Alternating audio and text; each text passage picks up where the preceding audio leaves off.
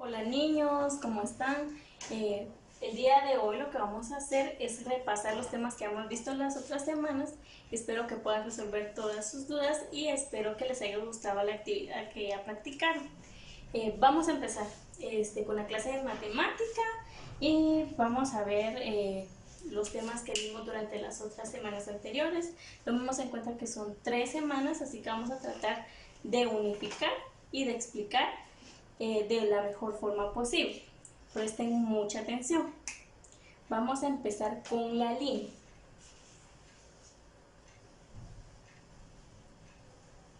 Bueno, pues la línea es un punto en movimiento, como ya lo habíamos visto antes en expresión artística.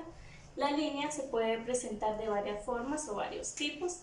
Puede ser la línea recta, la línea curva y la línea mixta. Vamos a repasar. Línea recta, línea curva y línea mixta. En la línea recta lo que vamos a hacer es de que es continua. La línea curva pues va a tener distintos niveles a la hora de escribir, y en la línea mixta vamos a aplicar líneas curvas y líneas rectas. Entonces ahí tenemos esas tres. Vamos a proseguir. La línea recta. Vamos a enfocarnos más en esta. Ahora la línea recta va a tener varias formas. La línea recta puede ser horizontal, puede ser vertical y puede ser inclinada, ya sea hacia allá, para acá. Pasamos línea recta horizontal, línea recta vertical y las inclinadas. Bueno, ¿para qué nos va a servir la línea? Como ya habíamos visto, la línea nos va a servir para poder formar figuras. Entre las figuras podemos ver las siguientes que están aquí: cuadro, triángulo, rectángulo. ¿Para qué los vamos a utilizar o para qué nos van a poder servir? Pues estos los vamos a utilizar al formar otras figuras, o los vamos a encontrar incluso cuando hacemos algún dibujo, podemos localizarlos en objetos. ¿Pero qué nombre reciben estas? Pues estas figuras van a recibir el nombre de polígonos.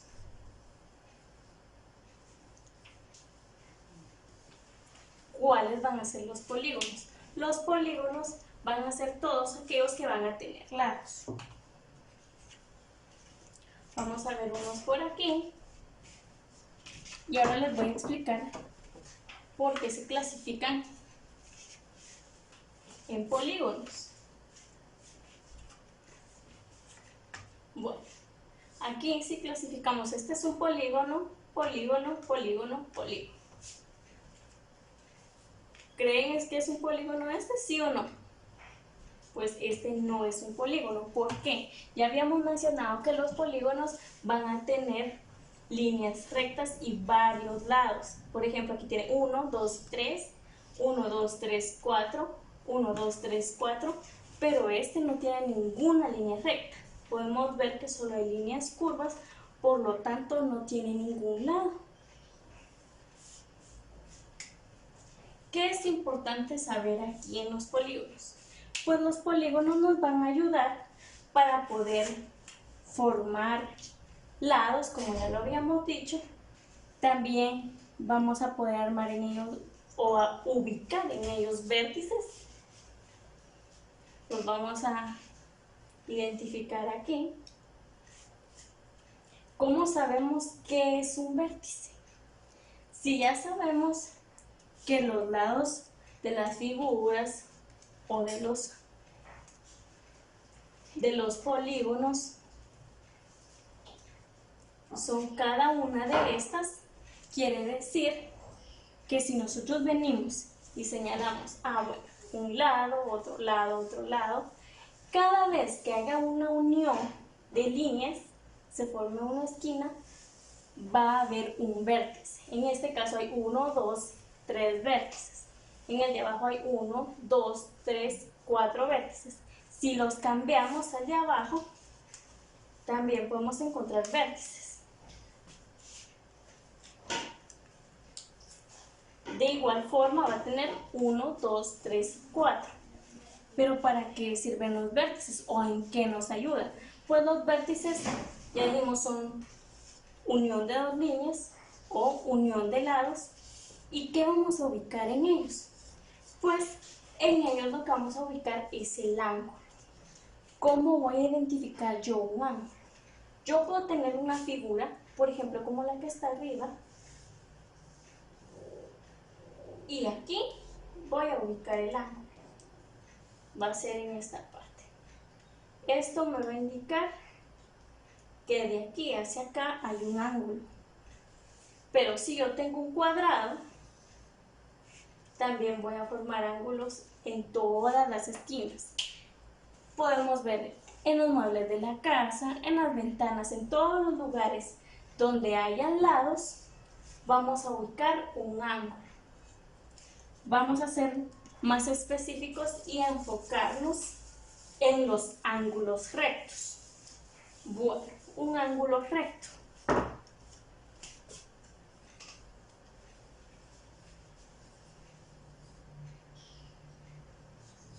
Los ángulos rectos nos van a servir para poder ubicar en las figuras o en los objetos donde hayan esquinas de 90 grados. Un ángulo recto siempre va a tener 90 grados. ¿Cómo lo voy a medir yo o cómo sé? El ángulo recto es uno de los que podemos identificar mucho más fácil. ¿Por qué? Porque no va a haber una desviación, sino que podemos ubicar esquinas exactas. Por ejemplo, si yo quiero ubicar aquí un ángulo recto, es muy fácil. Pero si yo vengo y tengo, por ejemplo, un libro o cuando abro una puerta, la puerta puede abrirse y va a tener una continuidad, por lo tanto no va a haber cómo establecer realmente si hay un ángulo exacto, porque va a estar abriendo y cerrando. Pero los ángulos rectos, como ya dijimos, son mucho más fáciles de ubicar. Aquí hay ángulo recto, pero en la parte de aquí ya no hay un ángulo recto. Y nos hace mucho más difícil identificar qué cantidad o a qué grados está ese ángulo. Bueno, una vez ya identificados la línea, los polígonos que tienen que tener lados, los ángulos de 90 grados, vamos a enfocarnos en dos figuras. Estas dos figuras van a ser el rectángulo y el cuadrado. Aquí observamos el rectángulo y aquí el cuadrado. A pesar de que ambos tienen 4 lados, contemos 1, 2, 3, 4. 1, 2, 3, 4 son diferentes. Si yo miro esta figura y miro esta, no puedo señalar esta como un cuadrado o esta como un rectángulo. ¿Cómo voy a saber yo cuál es la diferencia? Pues el cuadrado, sus lados van a ser iguales. Si aquí mide 10 centímetros, en cada uno de los lados va a tener la misma cantidad. ¿Cuál es la diferencia con el rectángulo? El rectángulo va a tener 4 lados, pero en esos 4 lados, 2 van a medir una cantidad y los otros 2 otra cantidad. Por lo tanto, a diferencia del cuadrado, va a ser un poco más alargada. ¿Para qué nos va a servir un cuadrado o un rectángulo? Pues los cuadrados son muy fáciles de ubicar, al igual que los rectángulos, en un montón de lugares. Si nosotros vemos una pared, puede que tenga una forma más alargada o una forma más cuadrada, el cuadro. Pero también lo podemos ver en libros, lo podemos ver en figuras, ya que en nuestro entorno todo tiene una especie más plana, vamos a ver muchos de estos. Bueno, entonces ya hablamos sobre el cuadrado. y el rectángulo. ¿Qué otro es más importante que también ya lo hemos visto? Pues al tener todos estos, nos damos cuenta que en estos podemos aplicar los demás temas, que encontramos ángulos, encontramos vértices, encontramos líneas, encontramos lados. Pues ahora, ¿para qué nos va a servir eso? ¿Para qué es importante? Estos temas los vamos a aplicar para ver otro tema que también lo podemos ubicar en geografía, como en el plano. Vamos a ver el plano cartesiano. ¿Para qué me sirve un plano cartesiano o por qué lo veo en matemática? Pues en matemática lo vamos a ver también para ubicarnos, pero también para poder tomar en cuenta otros temas. Por ejemplo, el plano cartesiano lo vamos a ver que aquí tiene un ángulo y que cada cierto cuadro de los que están aquí va a tener una numeración.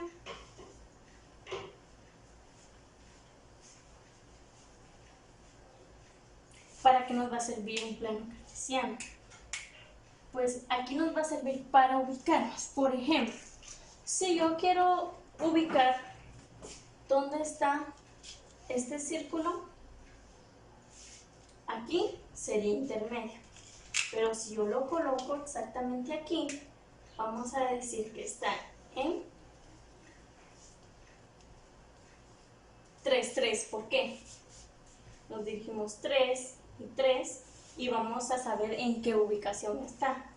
Si nosotros tuviéramos un mapa y el mapa tiene una cuadriculada de esta forma y yo quiero saber dónde me ubico, esta va a ser un tipo de coordenada.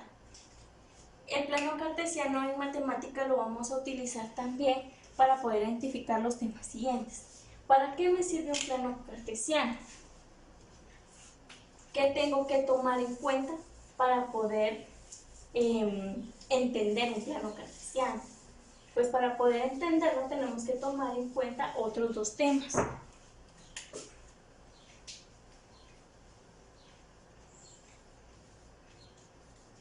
El perímetro y el área. ¿Para qué me sirve el perímetro y el área? Pues el perímetro y el área van a ser igual para poder saber cuánto mide o cómo es la ubicación de algo. Por ejemplo, yo tengo el salón de clase. Vamos a hacer de cuentas que ese es nuestro salón y vamos a identificar con los pisos que hay en el salón.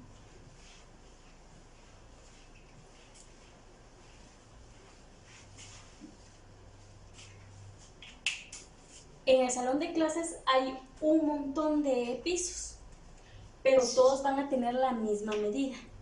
¿Cómo sé yo dónde se va a ubicar cada uno de los alumnos si en ese caso estamos jugando o dónde está un escritorio? Bueno, entonces vamos a hacer aquí la ubicación. 1, 2, 3, 4, 5. 1, 2, 3, 4, 5, 6. Ah, pero yo quiero venir y digo, pero ¿eso qué tiene que ver? Porque ahí se me hace más fácil explicarles así, o por ejemplo en el piso de la casa de ustedes, para que ustedes miren cuántos cuadros hay y que cada cuadro, aparte de su medida, va a ser un tipo de coordenada. Yo quiero saber dónde me ubico. Vamos a utilizar uno de estos, es decir, que en la parte de aquí está José Miguel. Ah, bueno. José Miguel está hasta en la esquina. ¿Qué está haciendo José Miguel ahí? Si sabemos que José Miguel está enfrente. Entonces digo, bueno, me hago una pregunta. José Miguel está allá al fondo. ¿Qué coordenada está? ¿O en qué lugar del salón está? Imagínense que todos estamos ahí dispersos. Yo estoy por aquí. Hay alguien más por aquí. Entonces yo quiero saber, bueno. Pero, ¿cómo voy a saber yo qué cantidad va a ser? Es el perímetro.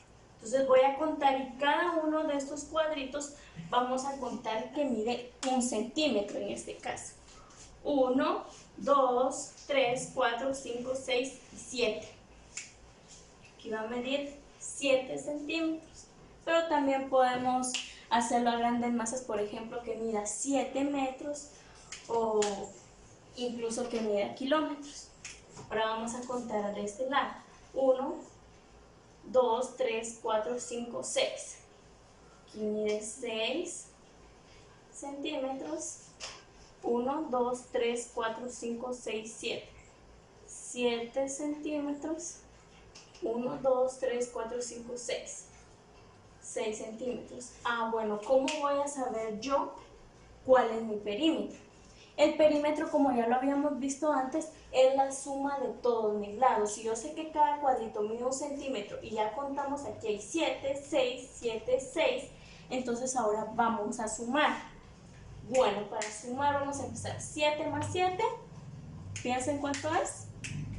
Tenemos 14. Y 6 más 6, piensen, 12. Ahora vamos a sumar. 4 más 2, empezando por las unidades. 4 más 2, tenemos 6. Sumamos decenas. 1 más 1, 2. Entonces me da un total de 26. ¿Qué quiere decir ese 26? Que al sumar cada uno de los lados, nuestro perímetro es de 26. Bueno, ahora yo quiero saber cuál es mi área. El área, ¿cómo la vamos a identificar? Bueno, aquí son otras medidas. ¿Y cómo voy a saber yo cuáles son esas medidas? Ahora vamos a contar aquí. Bueno, pues el área la vamos a medir en metros cuadrados. Y vamos a empezar. Cada uno de estos, ¿por qué es metro cuadrado? Lo voy a explicar. Si miramos aquí, el cuadrado nos va a identificar que tiene varios lados, no solo uno. Entonces, cuando yo hablo de metros cuadrados, vamos a hablar por cada uno de estos cuadros por metros cuadrados. Vamos a empezar. 1, 2, 3, 4, 5, 6, 7, 8, 9, 10, 11, 12, 13, 14, 15, 16, 17, 18, 19, 20, 21, 22, 23, 24, 25, 26, 27, 28, 29, 30, 31, 32, 33, 34, 35, 36, 37, 38, 39, 40, 41 y 42. Entonces, en total, todos esos cuadritos, 42 metros cuadrados. Como decíamos, es un ejemplo, pero recuérdense que va a variar dependiendo el lugar al que nosotros nos estemos refiriendo. Aquí lo de arriba lo tenemos en centímetros, entonces esto lo vamos a convertir también en centímetros. Bueno, aquí es 26 centímetros en perímetro y en área 42 centímetros cuadrados. Y este de acá es el que nos va a indicar que es algo diferente y va a identificar nuestra área. Bueno, si yo quisiera, digamos que aquí estaba José Miguel, aquí estaba yo, y vamos a colocar aquí a Jessica. Bueno, José Miguel, ¿cómo estaría ahí en qué coordenada? Vamos a ver, 6, 5, yo estaría 1, 1 y Jessica 5, 2. Y esto mismo es lo que ustedes tienen que aplicar en sus hojas de trabajo. Bueno, entonces ya vimos que prácticamente es como ir uniendo cada uno de las líneas que están ahí, y ya sabemos que esto nos va a servir también para ubicarnos en un mapa, que eso lo vamos a ver más adelante en geografía. Bueno, entonces ya recalcamos aquí el perímetro y el área, y ya vieron cómo los temas se van uniendo y por qué, qué relación tienen y para qué nos sirven. Bueno, entonces ya una vez explicado esto y viendo que todos tienen relación entre sí, vamos a ver otro tema que es muy importante también que sepan, y sí tiene que ver con estos temas. Aquí ya vimos las figuras y ya vimos que estas son figuras planas, qué es lo que contienen, pero hay algo que puede ser similar. Por ejemplo, yo puedo ver aquí Díganme qué forma es. Ese tema ya lo vieron. Piensen. Tiene dos lados, pero lo demás es una sola base y está en forma circular. Piensen qué es lo que se forma aquí. ¿Ya pensaron qué es? Pues aquí se forma un cilindro. Yo puedo tener una base así, pero si no tiene lo de arriba, no voy a saber que es un cilindro. Puedo pensar que es un rectángulo. Entonces, ¿para qué me va a servir? Yo tengo que conocerlos porque de una forma física el cilindro va a tener esta forma. Lo podemos ver en muchas otras cosas. Por ejemplo, en este bote de silicón sí aplica un poco el cilindro. Aquí tenemos otro ejemplo. Una caja que sería otra forma de ubicar. Aquí en vez del rectángulo ya es diferente. No es lo mismo. La esfera, a diferencia del círculo, este va a ser un círculo cuando es una figura plana, pero si nosotros vemos aquí, ya no es una figura plana. Entonces, por lo tanto, este se le llama esfera.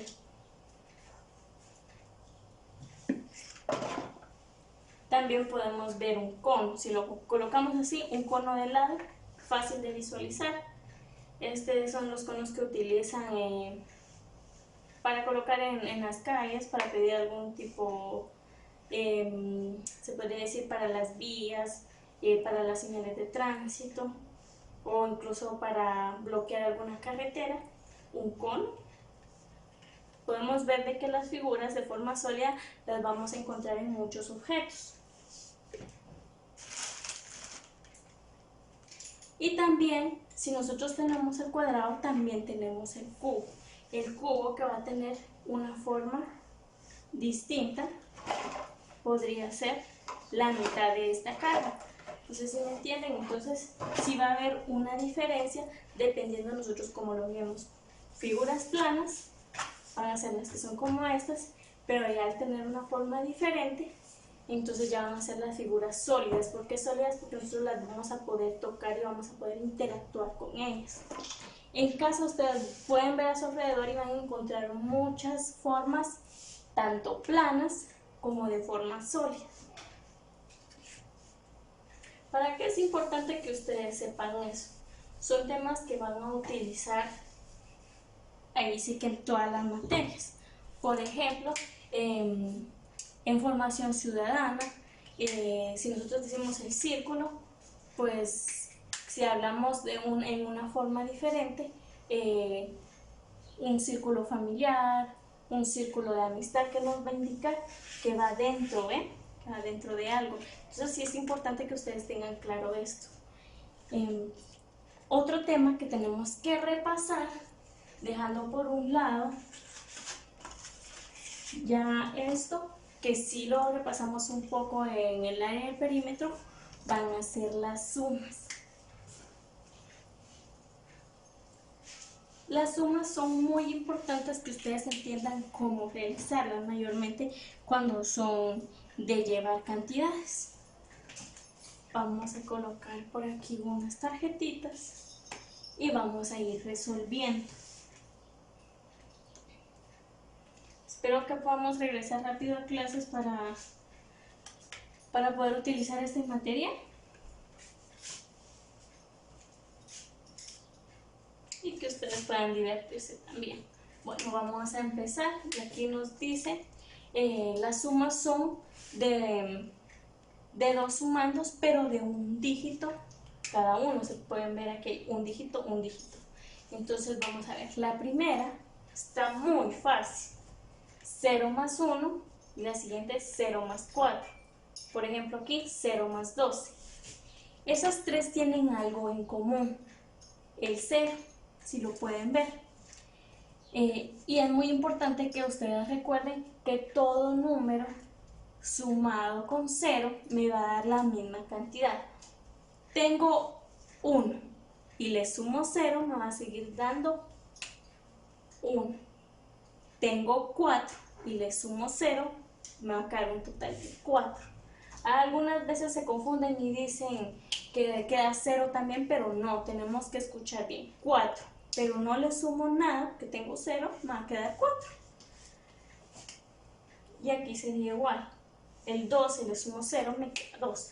Bueno, ahora vamos a empezar con las que son un poco más complicadas, que ya son 2 sumandos, pero de 2 dígitos cada uno, como estas que están aquí. 1 más 2, tengo 1 y le sumo 2, me da un total de 3. 1 más 1, 4. Recuérdense que siempre tienen que empezar de unidad y después proseguir decena, centena e incluso millar, dependiendo cuántos dígitos va a tener la suma. 1 más 8, total de 9. Y aquí, como no tengo otro dígito, pues lo que hago es bajar la cantidad. 7 más 7, entonces sumamos. Tengo 7 y tengo que sumarle otro 7, entonces me quedo en 7, 8, 9, 10, 11, 12, 13 y 14. Recuérdense que en esta ya habíamos dicho que podemos utilizar los dedos para contar y que por eso son un poco más sencillas. ¿Cómo voy a saber yo que son más complicadas?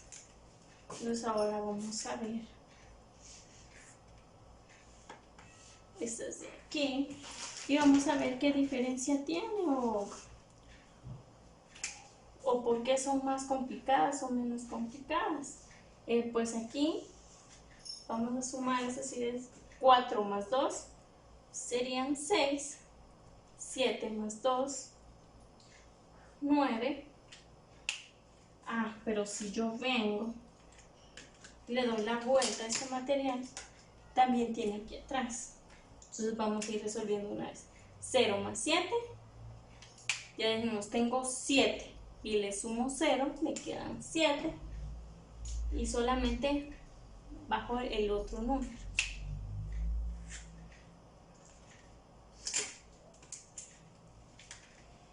8 más 8, tengo 8 y le sumo otros 8, piensen cuánto es, hagan la cuenta con sus deditos. 8 más 8 son 16. Entonces así podemos seguir haciendo más sumas, pero recuérdense que siempre tienen que respetar unidad, decena, centena y millar, ya que vimos sumas de hasta 4 dígitos. Y sumando, recuérdense que puede haber 1, 2, 3, incluso más sumandos, y que hasta la final vamos a hacer una suma total. Eso tienen que tomar muy en cuenta. Entonces, ¿por qué al inicio de la suma siempre unidades? Prosigo a decenas, centenas y millares. ¿Qué diferencia hay entre una suma normal o una suma de llevar? Cuando nosotros tenemos una suma de llevar, vamos a tener aquí 9 más 9. Vamos a ir agregando 9 más 9. Cuenten. Es un total de 18. Como no puedo agregar toda la cantidad aquí que voy a hacer, el 18, como lo habíamos visto en la clase pasada, lo vamos a distribuir unidad bajo unidad y decena sobre decena. En este caso lo vamos a pasar acá abajo. En las unidades que hay un 8. Ahora 2 más 1, 3 más 1 que llevo serían 4. 3 más 2, 5. Entonces, ¿qué tenemos que tomar en cuenta aquí? ¿Cómo vamos a ir ubicando? Unidad bajo unidad y decena sobre decena para poder hacer una suma total. Porque es importante que aprendan la suma y les recomiendo también que repasen los números mayas en casa, porque tenemos que ver la suma pero de números mayas. Entonces para eso tienen que saber muy bien cómo hacer la suma. Vamos a ver otro ejemplo de llevar.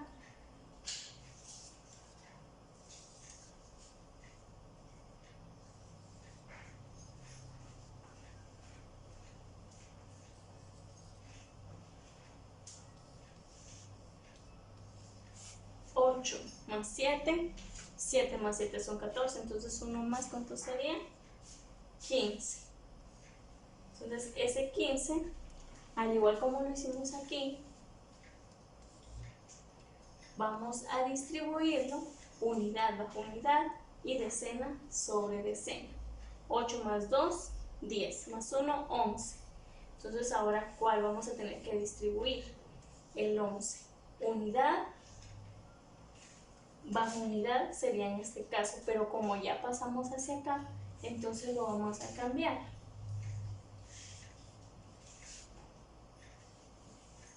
Decena bajo decena y centena sobre centena.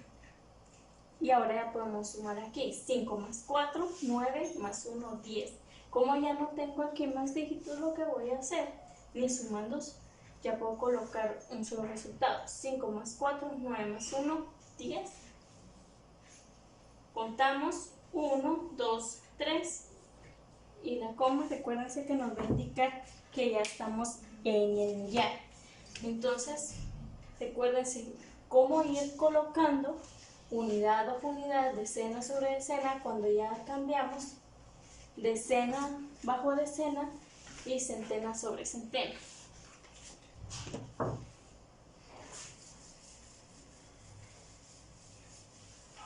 ¿Cuáles son las partes de la suma?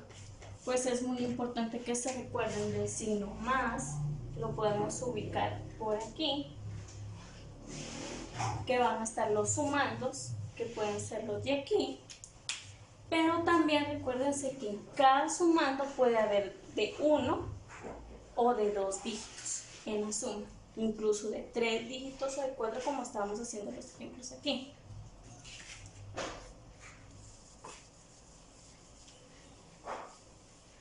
Bueno, entonces ahora ya saben qué relación tienen todos estos temas y espero que hayan podido entender.